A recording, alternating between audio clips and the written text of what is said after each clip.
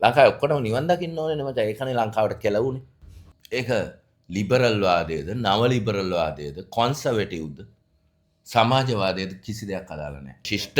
ශිෂ්ට නම් බං මෙව්ව වෙන්න පුළුවන්ද බං අටමස්ථානේ? ඒ කුරුසේ අනුගාමිකයන්ගේ කරේ තියපු පූජකයෝ දුක් විඳිනවා. පන්සලේ මල් සරා. අන්තිම තප්පර පහ තමයි මාරම රහ.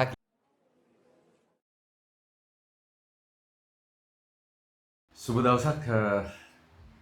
දැත්තරම අපි තියරවක්ස් ආයතනයේ විදිහට පන්සලේ මල්සරා සුන්දරාත්මක කාව්‍ය සංග්‍රහය අපි දෙවෙනි මුද්‍රණය අපි ඊට දාලා තියෙනවා. ඉතින් ඒකෙදී තන්නේ හැමෝටම අපිත් එක්ක ඉන්නවා.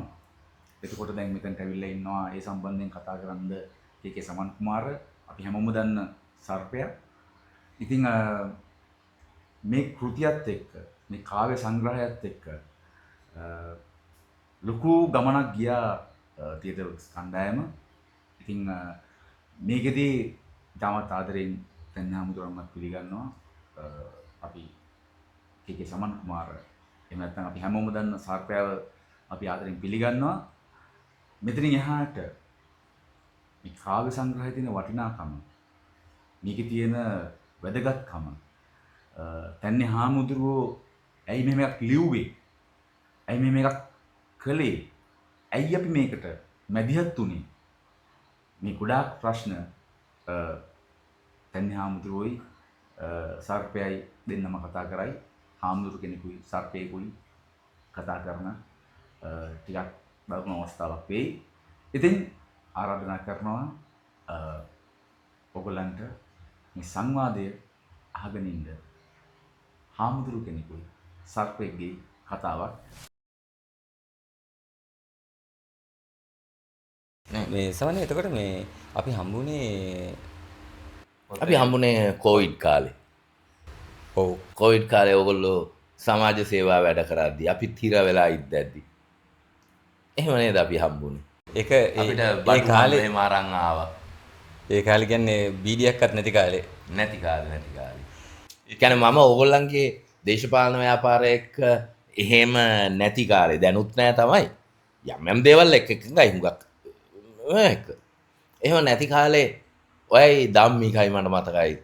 එන සතියකට සැරයක් එනවා දේවල් වල. අපි ඒකේ නාට්‍ය කරපු එහෙම කීප දෙනෙක්.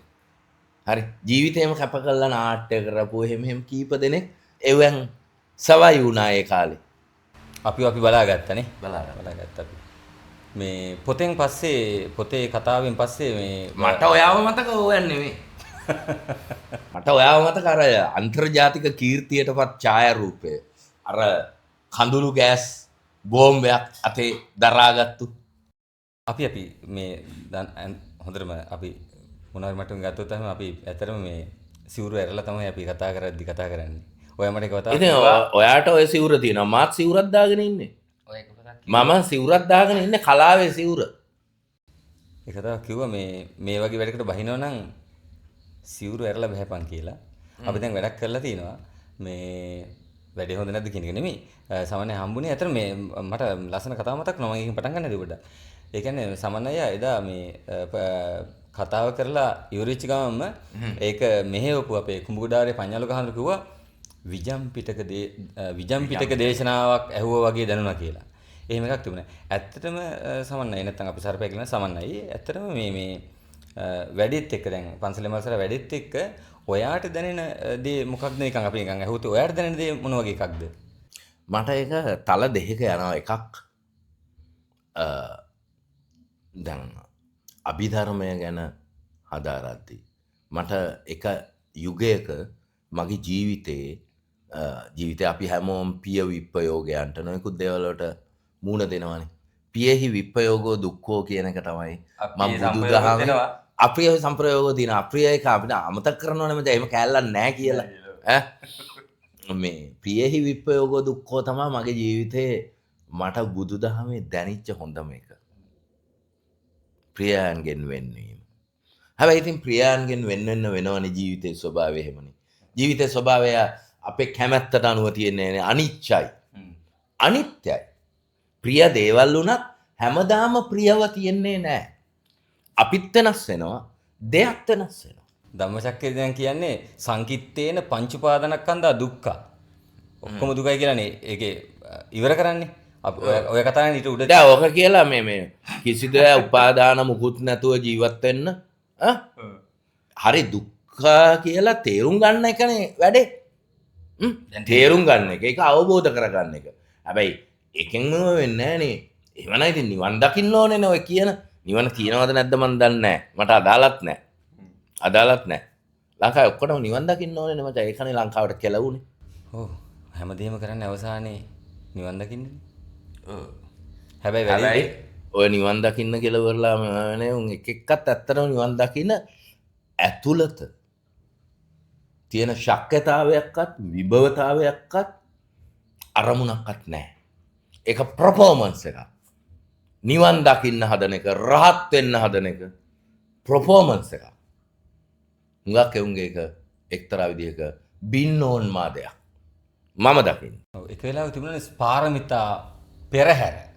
එක වෙලාවක මේ ටැග්ලයින් පාරමිතා පෙරහැර. එතකොට මේ පාරමිතා ඔය මචං ඔය මේ ස්පිරිචුවල් සුපර් මාකට් කියලා සංකල්පයක් ඔස්සේ විග්‍රහ කරනවා ඇමරිකාවේ හැදෙන ඔය ඕෂෝගෙන් පස්සේ හැදෙනවා විශාල දැන් ඕෂෝ කියලා වරලා කියන්නේ වෙන තලයක එකක්. ඇමරිකාවේ ගිය අර පාරිභෝගිකවාදයේ යුරෝපියානු භෞතිකවාදේ ක්‍රැක් කරලා වෙන මානයක් ගෙනාවු මිනිහෙක් ඕෂෝ කියලා කියන්නේ. හැබැයි ඊට පස්සේ හැදෙනවා spiritual supermarket, spiritual gym. ආධ්‍යාත්මික ඒක මාෆියාවක්ද? වෙළඳාම කියන්නේ මාෆියා එක්ක සම්බන්ධයිනේ. මාෆියා සියල්ල වෙළඳාම රාජ්‍ය එක්ක සම්බන්ධයිනේ. ඒක ලිබරල් වාදයේද, නව ලිබරල් වාදයේද, කොන්සර්වටිව්ද, සමාජවාදයේද කිසි දෙයක් අදාළ නැහැ. ලෝකෙ ගිහිල්ලා තියෙනවා. ඕක තමයි සයිකල් එක. හැබැයි සමහරවිට මම කලින් පොතේ ලිව්වා මෙහෙම එකක් අර බෝ ගහ ළඟම තහනම් ගහ අන්තිම තප්පර 5 තමයි මාරම රහ කියලා. දැන් ඔයා ඔය අපි බෝගහ කියන්නේ අවබෝධයේ වෘක්ෂයනේ, බෝධි වෘක්ෂය. තහනම් ගහ දැනුමේ ගහ. ඔය දෙකමට හප්ප ආදම්ගේ උද්‍යානයේ තියෙන්නේ ගස් තුනක් තියෙනවා. එකක් අපි මේ කන බොන ගහ. අපිට කන්න බොන්න දේවල් දෙන ගහ. ඊළඟට ජීවනයේ වෘක්ෂය තියෙනවා. ඊළඟට තියෙනවා තහනම් ගහ. තහනම් ගහෙන් ගෙඩි කෑවට ශිෂ්ටාචාරයට එළඹීම, ඩුවලිටි, දෛවතය ඇති වෙනවා. සැකයි, තමන් ගැන දැනුම, තමන් කරපු එක ගැන දෙබිඩිකම. ඒකයි කිව්වේ කන්න එපා ඔකෙන් කියලා. ඒ දෙබිඩිකම විසින් තමයි ශිෂ්ටාචාරය දුවවන්නේ, රාජ්‍ය දුවවන්නේ, ආණ්ඩු දුවවන්නේ. මේ කුවකකන් දෙබිඩිකන් ඔක්කොම ජීවිතේ සහජාශයට මුහුණ දෙන්න බැරි, මිනිස් හැඟීම් වලට මුහුණ දෙන්න බැරි ඒකයි. ගහ කරේ තියාගෙන මුන් යනවා අන්තිමට. නෑ බාමුල සාය හදා ඔයා මායක තරංග කරන්න එන්න එපා. හරිද? මම ඔයා එක තරගෙට ලියනවා ඉස්සරහට.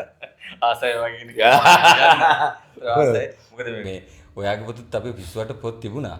මේ ප්‍රශ්නේ තියෙන්නේ මේ අපි එක අවධියක ඇත්තටම මේ සාහිත්‍ය දැන් තමයි ඇත්තටම කියවන්නේ. මේ යුගයේ අපිට රාහුල හාමුදුරු ගොල්ල නැහැ. වල්පොල හාමුදුරුවෝ නැහැ. හුඟ දෙනෙක් නැහැ. යතිවරු නැහැ. හැබැයි ඕගොල්ලෝ යම් ආකාරයකට ඒ බීජය පැල කරන්න උත්සාහ කරනවා. ඒකට දන ගහලා වදිනවා. කතා කරන වාචාලකමට ලොකු තියරි, ලොකු වචන කතා කරන උන් හැමෝම නිහඬ වෙන්න ඕනේ කවිය ඉස්සරහා. ඒක එතකොට තමයි ඒක කවියක් වෙන්නේ. නිකන් වචනවලට, ලොකු වචනවලට, කතිකාවලට බැරි, අල්ලන්න බැරි අස්පෘශ්‍ය කෑල්ලක්. හරියට අපිට හම් වෙන ඇයි අපි මේකිට ආදරය කරන්නේ? කිසිම හේතුවක් නැහැ. ඒ වෙලාව අපි ගෑනුන්ට ආදරය කරනවා. ගෑනුත් එහෙමමයි මිනිස්සුන්ට. කිසිදු හේතුවක් නැහැ තාර්කික මේ ලෝකෙ විසින් දීපු. ඒ වගේ තමයි අපි කවි වලට ආදරය කරන්නේ. හරි අපි මේ පන්සලේ මල්සරා පොතත් එක්ක සර්පය අපි සමන් කුමාරයත් එක්ක පුංචි වචන කීපයක් මේ හුමාරු කරන දෙන. ඇත්තට මේ ලිංගිකකම වගේ මේ වැඩේ ගැන අයියට තියෙන අදහස සහ ඇත්තටම මේ පොතෙන් මොකද කරන්න පුළුවන් හරි එහෙම නැත්නම් මේවා ගන්නවද මගේ අවසාන අදහස ගත්තොත් තොටගමේ ශ්‍රී රාහුල හාමුදුරුවෝ සැලලිහිණිය විතරක් නෙවෙයි ලිව්වේ. එයාගේ ජීවිතයේ කොටස ඉතාම අපූර්වට උපුල් ශාන්ත සන්නස්ගල ලියලා තියෙනවා. උපුල්ගේ ලලනායනේ ඔහුගේ අග්‍ර කෘතිය ඔහුගේ විශිෂ්ටම කෘතියක්. ඒ තරම් විශිෂ්ට කෘතියක් ඔහුගෙන් ලියවෙලා නැහැ. ඒක ඇතුලේ එක සටහන් කරලා තියෙනවා. තොටගමුවේ රාහුල හාමුදුරුවෝ ඔය විදියටම තොටගමු විහාරේ තෙල්වත්ත පන්සලේ ඇතුල් වෙන තැන බුදුහාමුදුරුවන්ට කලින් බුදු කුටියේ බුදුහාමුදුරුවන්ට ඉස්සරහැන් අනංගයාගේ මල්සරාගේ රූපයක් අඹලා තියෙනවා. හැමෝම යන්නේ ඒකට වැඳලා පන්සලේ මල්සරා. එහෙම වෙලා කොහොමද මෙච්චර අපි මේ දැන් මල්සරා නෙමෙයි අඩුම මේ හිතා ගන්න බෑ. කොහොමද සමාජයක් මෙච්චර පසුගාමී වෙන්නේ? ශිෂ්ට නම් බං මෙව්ව වෙන්න පුළුවන් ද බං අටමස්ථානේ ඊයේ මහාන වෙච්ච එකෙක්ගේ පුක බලන්න පුළුවන් ද හාමුදුරු ගොල්ලෝ 3 දෙනෙක් එක්ක? තීන්දුව දීලානේ තියෙන්නේ. ඒව වෙන්න පුළුවන්ද? ශිෂ්ට වුණා නම් තමන්ගේ හැඟීම් එක්ක අවංකව ගනුදෙනු අඩු ගානේ පෙර දිනයක මා පෙම් කළ යුවතිය සිය පුතු නලවනවා මගේම ගීයක් නැලවිලි ස්වරයෙන් ඈතින් මතුවෙනවා. ඒ ශික්ෂණයවත් තිබුණා නම්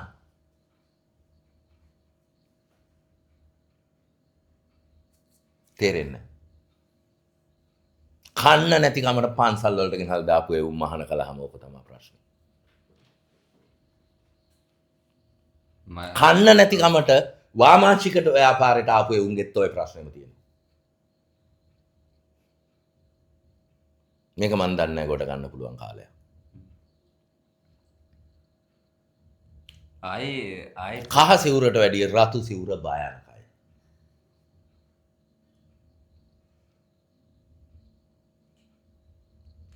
හොඳම වෙනින් එකක් දීලා ඉවර කරන්න යන්නේ. හොඳම වෙනින් එකක් දීලා ඉවර කරන්න. අපි කවියක් කියවලා නවත්තමු. ඔය ආසම කවියෝක කියන්නකෝ. ඇසල හඳ අසල හිඳ යට ගිය දවස 8 වසරේ මදින් නැද්ද ඔය සිවුර? එය ඇහුවේ අහකුලලා දෙවුර.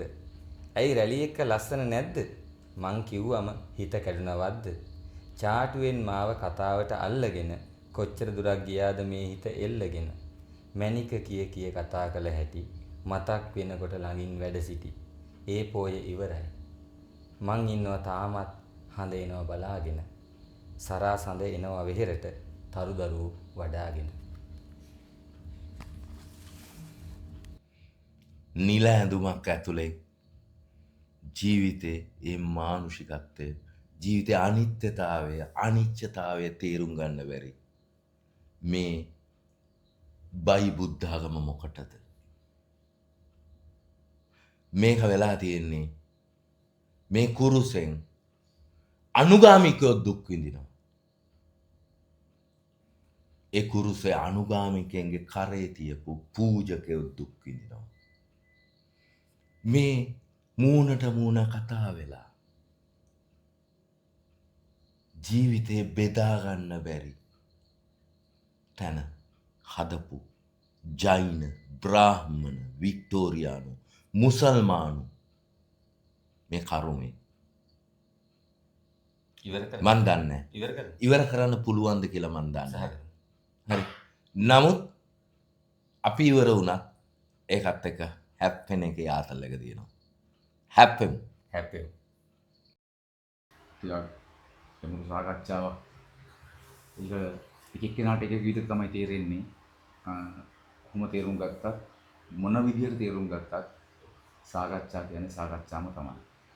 ඉතින් ගොඩක් ස්තුතියි කන්‍යාමුදුරු මේ අවස්ථාවට සහභාගී වෙච්ච එකට. සහ සර්පයට ස්තුතියි මේ අවස්ථාවට සහභාගී වෙච්ච තීරෝක් සායතන විදිහට අපි ඉදිරියටත් මේ වගේ අපේ ප්‍රකාශන ආයතනයක් විදිහට අපි ඉස්සලාම කරේ ඩ්‍රාමා මැගසින් එක. ඊට පස්සේ තමයි අපි ඔබ වහන්සේගේ පුතත් එක්ක අපි වැඩ කළේ. ඉතින් ඉදිරියටත් අපි මේ වගේ දේවල් එක්ක අපි ඔට්ටු වෙනවා. ඒ තමයි තියටර් වර්ක්ස්. එහෙනම් හැමෝටම සුබ දවසක්.